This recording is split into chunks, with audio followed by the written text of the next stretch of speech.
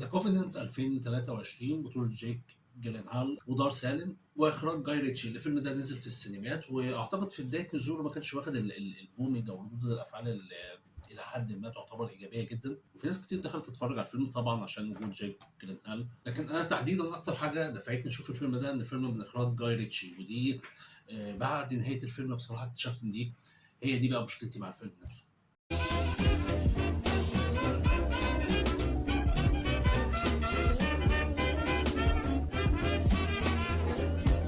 السلام عليكم، عاملين ايه؟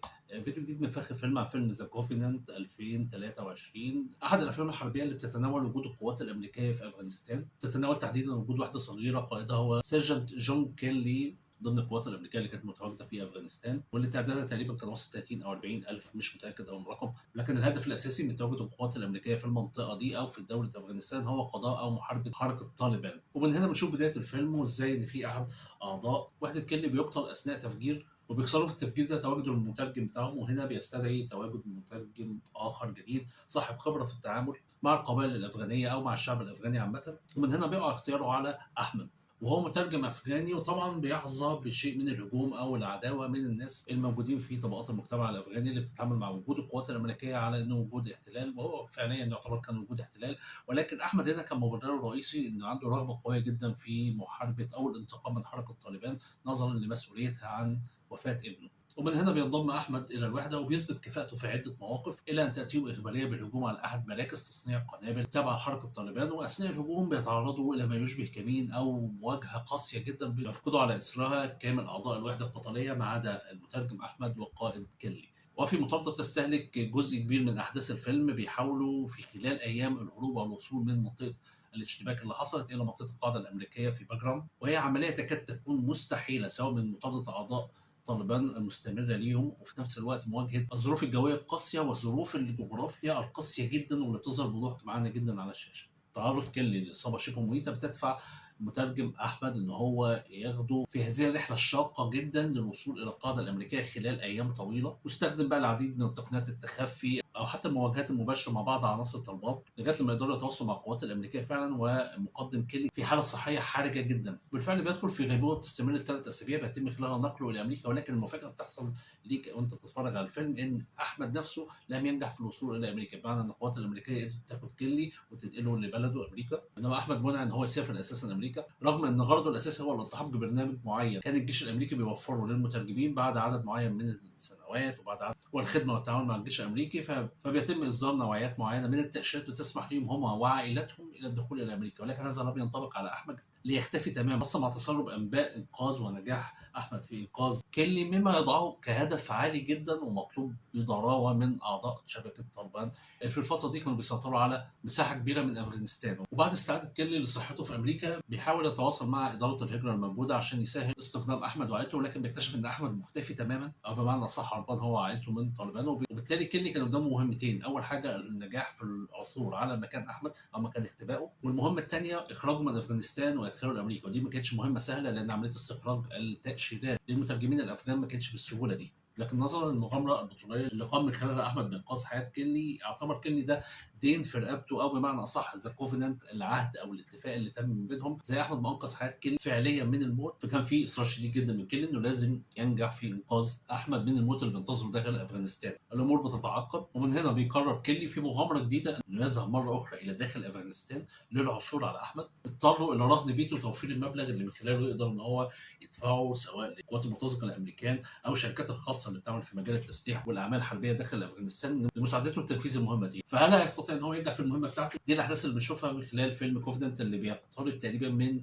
ساعتين. طيب، في دردشه بسيطه كده عن الفيلم من الاعمال الحربيه اللي موجوده مؤخرا، ويمكن اعتقد من ساعه فيلم 1917 احنا ما شفناش فيلم حربي قوي على هذا النطاق. ولكن الفيلم تقييمي ليه بصراحه ما هوش من التقييمات العاليه، او بمعنى اصح كان ليا ملاحظات كتيره على الفيلم. اكبر ملاحظه ان الفيلم من كتابه واخراج جاي ريتشي، ودي كانت نقطه الضعف اللي من وجهه نظري انا، وده شيء انا هشرحه كمان شويه. الفيلم بيحتوي على عدد كبير من المطاردات، وفي نفس الوقت المشاهد الحربيه، والمشاهد الحربيه هنا بتنفذها بصوره جيده جدا جدا جدا. ثانيا، الاداء التمثيلي لمعظم الممثلين يعتبر جيد الى حد كبير بما فيه جاك جيلنهال، ولكن الاداء الممتاز فعليا فهو دار سالم. واعتقد ان ده احسن قرار في عمليه الكاستنج اللي حصلت في الفيلم كلها. ملائم جدا للشخصيه الافغانيه. دار سالم اعتقد ان هو دنماركي ولكن من اصله عراقيه، فالملامح والهيئه الخارجيه بتاعته ملائمه جدا للشخصيه، وفي نفس الوقت حتى انفعالاته واظهاره لمشاكل الشخصيه ممتازه جدا. انت بتتعامل مع واحد ناشئ في بيئه صلبه جدا جافه جدا، فعنده حاله من الجفاف او الجمود في التعامل مع الناس، ولكن هدفه الاعلى هو حمايه عائلته. وفي نفس الوقت واقع ما بين ان هو بيتعامل مع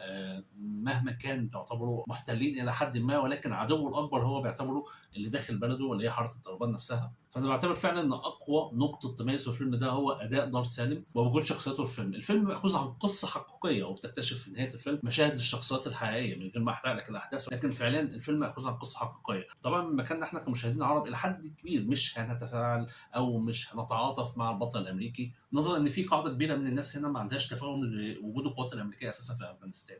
ولكن فعليا انت بتبتدي تدخل في الاحداث وتندمج جدا، لان بيبقى مع الوقت ومع الاحداث اللي بتظهر قدامك بيبقى في رغبه حقيقيه او اندماج، ان انت عندك رغبه حقيقيه ان يبقى في انقاذ لعائله المترجم الافغاني، نظرا انك بتشوف مدى الوضعيه الصعبه اللي بتحط فيها الطائفه دي، واللي بانت في ارقام مرعبه جدا في نهايه الفيلم من غير ما احرقها، خصوصا مع تولي حركه طالبان الحكم تماما في منطقه افغانستان. فمدى الاضطهاد او الهجوم اللي حصل لفئه المترجمين الافغان اللي كانوا بيتعاونوا مع الجيش الامريكي وعائلاتهم مذهل بل مرعب فعلا. الملاحظات اللي انا واخدها اساسا على الفيلم هي تتعلق تحديدا باللي عمله جاي ريتش في الفيلم. جاي ريتش من المخرجين المحببين جدا ليا، وبعتبره من احد ملوك افلام الاكشن. عنده قدره غير عاديه على صياغه فيلم بريتم سريع وفي نفس الوقت حشد كبير للاحداث والعقد ومشاهد الاكشن القويه جدا. ولكن في الفيلم هنا في جانب درامي واضح جدا وكان مركز عليه، لكن الى حد كبير انا حسيت ان العقده الاساسيه او الدافع الاساسي اللي كان موجود ما ظهرش. يعني يمكن انا قلت ان الفيلم من كتابته وده اثار اندهاشي، لانه كان لازم يركز جدا على فكره العلاقه الشخصيه اللي كانت موجوده ما بين المترجم وما بين القائد العسكري في بدايه الاحداث، قبل اساسا ما يخوضوا المهمه او ان هم يتعرضوا للكمين او للمشاهد الخطيره اللي كانوا بيتعرضوا ليها. المشاهد اللي كانت موجوده ما بينهم اساسا لا تدعم فكره ان في علاقه قويه جدا او اتفاق قوي جدا ان هم هينقذوا حياه بعض، بل ان الموضوع كان ظاهر ان حتى المواقف اللي كان عملها احمد واثبت بخلالها جودته وانقاذوا لحياه عدد كبير من اعضاء الوحده قبل وقوعهم قتلى في الكمين الرئيسي اثناء شباكهم مع حركه طالبان لم يقابل باستحسان من كيلي، بل اتعامل معاه الى حد ما بفظاظه. وده خلاني حتى افكر ليه هو متحمس جدا ان هو يرجع لافغانستان ويعمل كل على انقاذ حياه احمد وعائلته من هناك واستقلالهم الى امريكا بهذا التصميم وهذه الدراما. انا من جوايا ما حسيتش ان العلاقه ما بينهم كانت قويه الى هذا الشكل او الى هذه التضحيه.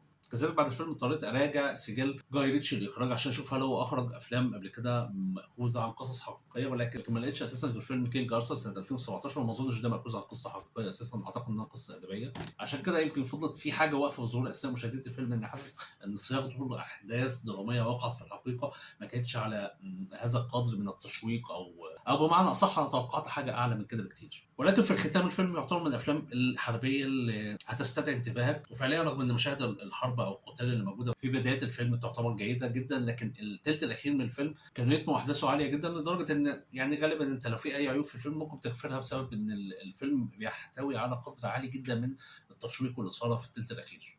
فعموما حتى لو ما عجبنيش قوي انت ممكن تتفرج عليه، واتمنى انك تستمتع بيه اكتر مما انا استمتعت بيه.